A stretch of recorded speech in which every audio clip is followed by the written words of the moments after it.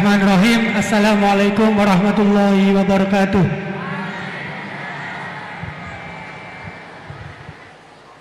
Langsung saja, ngapunten Gus.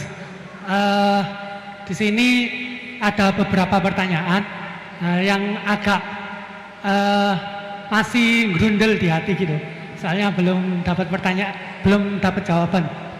Yang pertama mengenai dari tadi penjelasan dari Gusti Allah menciptakan hamba di dunia ini, ada yang taat dan ada yang suka bermaksiat gitu.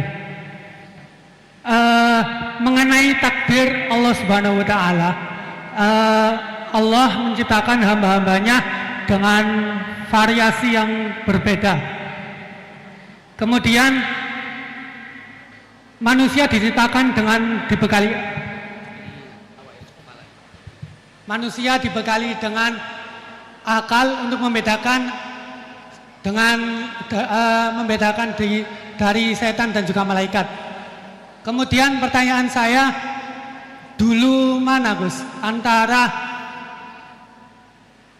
takdir yang ditentukan oleh Allah atau pilihan akal kita gitu. Begitu intinya. Soalnya kan bukan kalau orang bermaksiat kemudian dulu mana Allah menentukan dia bermaksiat atau akalnya yang memilih untuk bermaksiat.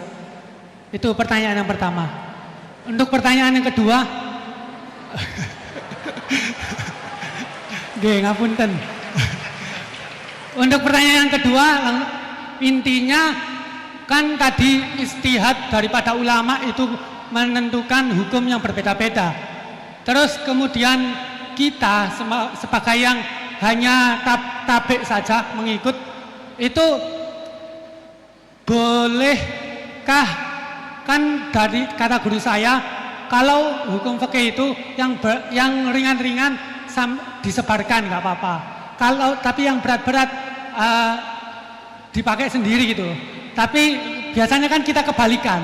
Yang ringan-ringan soalnya kita tahu ilmunya, kita yang pakai. Terus kalau ada orang yang tanya, biasanya kita yang kasih jawaban yang berat-berat daripada hukum fikih.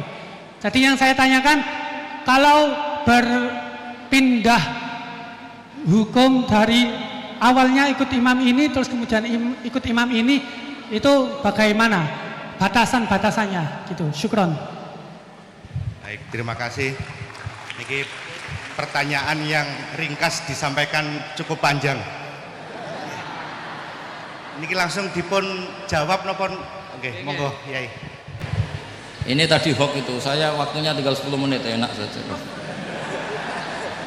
Tidak, saya nanti langsung itu, mungkin langsung ke Jogja, kan jadwalnya itu saya memang ke Jogja. Baru ini saya ke Jogja naik pesawat gara-gara hormat ke Mas Bukin.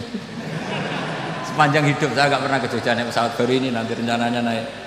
Karena tak hitung kalau pakai kereta atau bis nggak menangi ngaji di Jogja. Saya jadwalnya ngaji di Jogja nanti jam 4:30.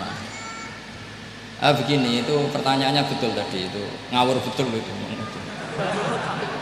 Karena begini ya, masalah qadha qadar itu kan sudah dibicarakan semua ulama di kitab-kitab. Satu, kita ngikuti ahlul hakikah, idza dzukiral qadar fa'amsiku. Kalau qadha qadar sudah dibicarakan fa'amsiku, kamu harus diam di situ. Karena pertanyaannya gini, kalau kamu orang soleh, dan semoga Anda pelatihan jadi orang soleh, itu melihat Allah sudah menentukan semua, itu keren. Saya bangga punya Tuhan yang sudah tahu nasib saya kayak apa nanti. Saya betapa malunya punya Tuhan yang tak takoi, Gusti sebenarnya nasibnya gak biar mbah roh tapi kira sik. Itu kan ngeri betul. Sehingga kalau kamu soleh itu pokoknya bangga kalau Allah sudah tahu apa yang akan terjadi.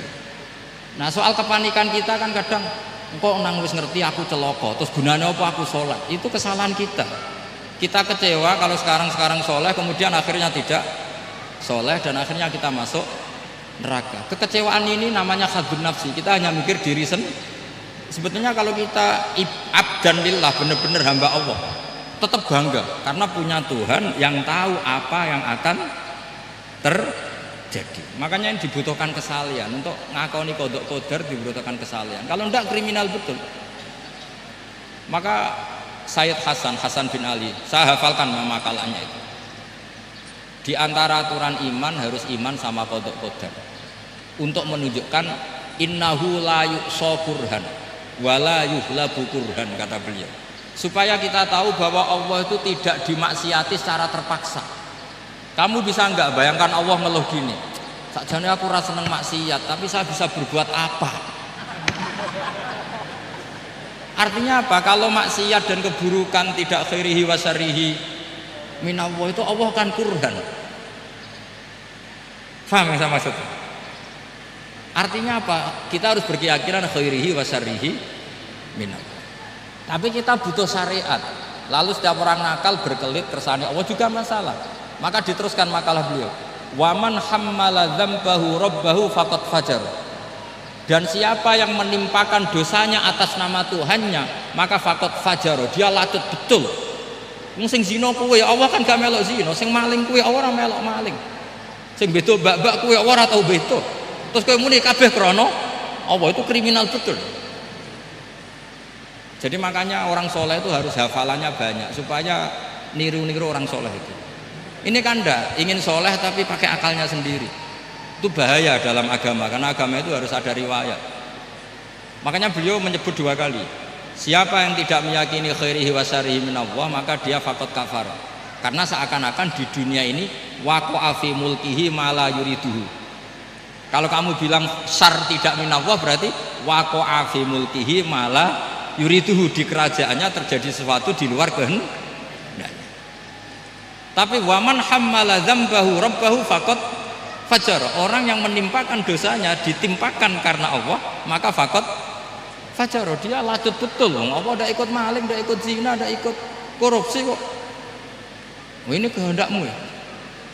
Nah, kalau kamu bisa paham itu, ya sudah, jadi orang soleh saja. Kalau enggak, ya pilih wa amsiku tadi apa, sudah, tidak usah dibahas. Jadi saya mohon semua yang dengar ngaji saya ini, yang enggak tobat supaya tobat, yang sudah tobat ditambahi ilmu, karena biasanya tobat itu ya karena enggak ngerti apa-apa, semua mikir. Itu makalnya Sayyid Hasan bin Ali, cucunya Rasulullah SAW, dan itu diamini oleh semua ulama. Saya pernah ditanya seorang rektor, enggak terima dosen, enggak terima mahasiswa, rektor tanya, Gus, yang benar itu Jabariyah apa Qadariyah?